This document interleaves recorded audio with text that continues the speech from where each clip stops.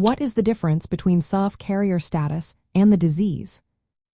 Imagine a puzzle where only some pieces are missing or damaged. That's similar to how cystic fibrosis works at the genetic level. Cystic fibrosis is caused by changes or mutations in the CFTR gene, which provides instructions for making a protein that helps control the movement of salt and water in and out of cells. When both copies of this gene are defective, the resulting protein doesn't work properly, leading to the symptoms we associate with cystic fibrosis. This means the person has the disease, experiencing issues like persistent lung infections, difficulty breathing, and digestive problems because of thick, sticky mucus buildup in various organs. Now, a CFTR carrier is someone who has only one faulty copy of the CFTR gene. Think of it like having one damaged piece in the puzzle but still having enough intact pieces to keep the picture clear. Carriers usually do not show any symptoms because their body still produces enough functioning CFTR protein to keep their organs working normally. They are considered healthy in most cases, but they carry the genetic mutation that can be passed on to their children. The key difference lies in inheritance. For cystic fibrosis to develop, a person must inherit two mutated copies of the CFTR gene, one from each parent.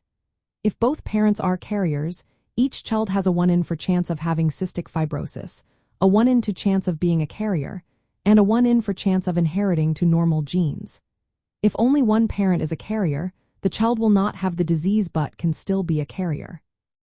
This is why genetic testing and counseling are so important for families at risk. People with cystic fibrosis have very little or no functional CFTR protein, which causes the thick mucus characteristic of the disease. Carriers, on the other hand, typically have about half the normal amount of CFTR function. This usually isn't enough to cause symptoms, but some studies suggest carriers might have subtle differences, like slightly higher sweat chloride levels or increased risk for certain conditions, such as sinusitis or pancreatitis. Still, these are much less severe than the health issues faced by those with cystic fibrosis.